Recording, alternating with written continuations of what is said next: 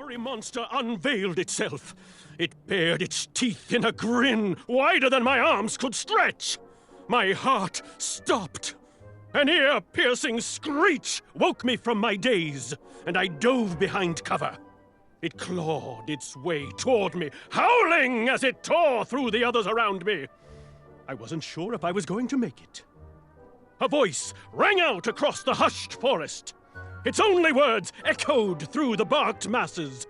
"Do you whisper?" In that moment, I knew. I did. I cried out, "I do! I do want to live!" And with that, I dashed past the lunging grasp of the monster's maids and minions and found that I was incredibly fast. Why, it was quite unbelievable. But not totally, right? Oh no, that was amazing. And you lived to tell the tale. Yes, it is me standing before you. I just can't even. I would have been so scared. Many are. Many freeze. But for me, well, I never freeze. I had nearly unearthed the treasure that was within. I could feel the riches with the edges of my fingertips when it clasped shut. My arm was pinched between the treasure and its casing. I couldn't stay. If I did, I'd lose circulation and my limb would be lost. If I tried to remove my arm, it would be sliced from wrist to elbow.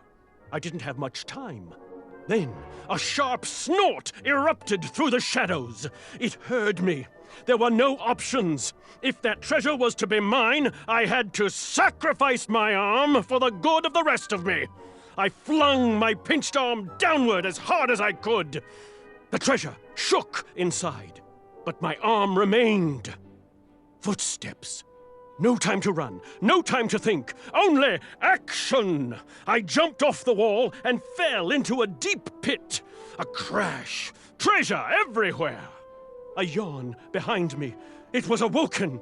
I scrambled to grab each piece and hurtled one into the darkness. Grrrr!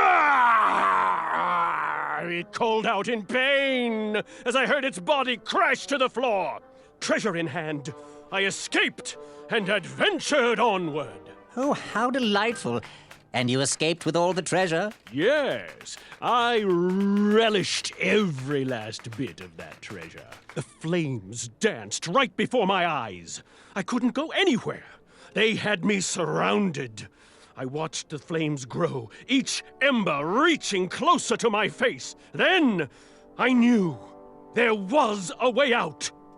I blew as hard as I could, countering that incendiary torture device and extinguishing each and every flame. The horde inched toward me, their cult-like call ringing through my ears. I leapt up and kicked one square in the throat, silencing his off-pitched blathering. The others, shocked by this sight, silenced themselves and bowed down to the hero you see standing in front of you.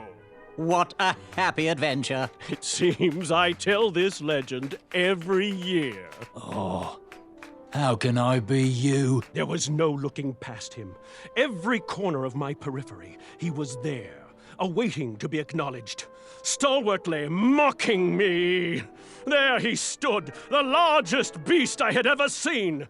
He called to me, staring me down right between my eyes. I raised my hands ever so slightly to ready myself, but I twitched, only for an instant, and he saw it. He gathered his troops and fortified his walls. We wrestled for days, squeezing the life from each other's souls. When we both could take no more, I somehow found the strength. Your hero mustered up everything inside him and pushed that beast over the edge. The beast's guts exploded everywhere, and I was left with the mess. How do you do it? What can I say? Adventure just burst through my skin.